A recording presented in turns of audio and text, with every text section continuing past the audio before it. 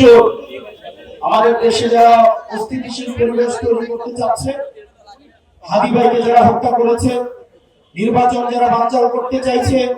দেশের পরিবেশকে যারা অস্থিতিশীল করতে চাইছে, সীমান্তে যারা আমাদের ভাইদেরকে বোনদেরকে মেরে ঝুলিয়ে রাখে, তাদের আশ্রয় এবং প্রশ্রয়দাতা পৃষ্ঠপোষকতা দিচ্ছে ভারত। ভারতকে স্পষ্ট ভাষায় বলতে চাই, যারা আমার দেশের সার্বভৌমত্বকে বিশ্বাস করে না,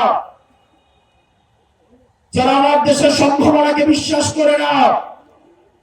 যারা ভোটাধিকারকে বিশ্বাস করে না, মানবাধিকারকে বিশ্বাস করে না, যারা এই দেশের সন্তানদেরকে বিশ্বাস করে না, আপনারা যেহেতু তাদেরকে আশ্রয় প্রশ্রয় দিচ্ছেন, কথা স্পষ্ট করে বলে দিতে চাই, ভারতের যারা সেপারেটিস্ট আছে, বাংলাদেশে আমরা তাদেরকে আশ্রয় প্রশ্রয় দিয়ে যে সেভেন সিস্টার রয়েছে সে থেকে বাংলাদেশ থেকে ভারত থেকে এই হাসিনার পৃষ্ঠপোষক স্পষ্ট ভাষায় তীরের আলোর মতো স্পষ্ট স্বচ্ছ তাদেরকে ভারত অর্থ দিয়ে, তাদেরকে অস্ত্র দিয়ে, ট্রেনিং দিয়ে বাংলাদেশের বিরুদ্ধে তাদেরকে দাঁড় করিয়ে দিচ্ছে। আমাদের ভারতের বিরুদ্ধে একটি পার্শ্ববর্তী দেশ বলার কোন সুযোগ নাই। আপনার জবানে স্পষ্ট করতে হবে এই বাংলাদেশকে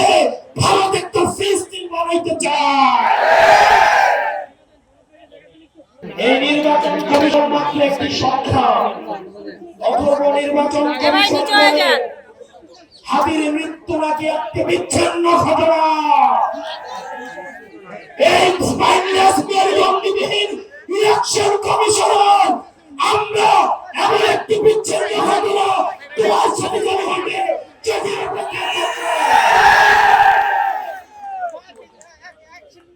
ইলেকশন কমিশনার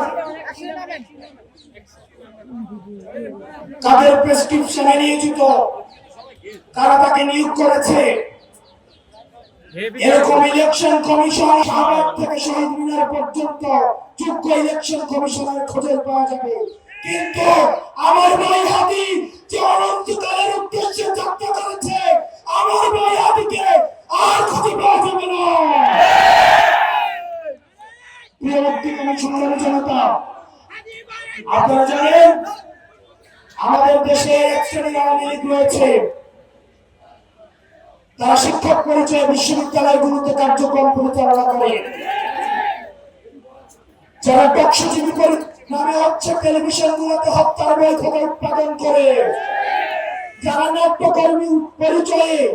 যারা নাটক সিনেমাতে আমাদের মতো সংগ্রামী মানুষের মৃত্যুর বৈঠকে উৎপাদন করে, এই বিশ্ববিদ্যালয়